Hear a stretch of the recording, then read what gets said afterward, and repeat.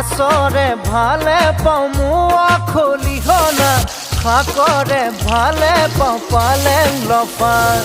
ছোৱালীৰ ভালে পাওঁ মিঠা বৰণৈ কঁকালাহি পাহি কুলত কটা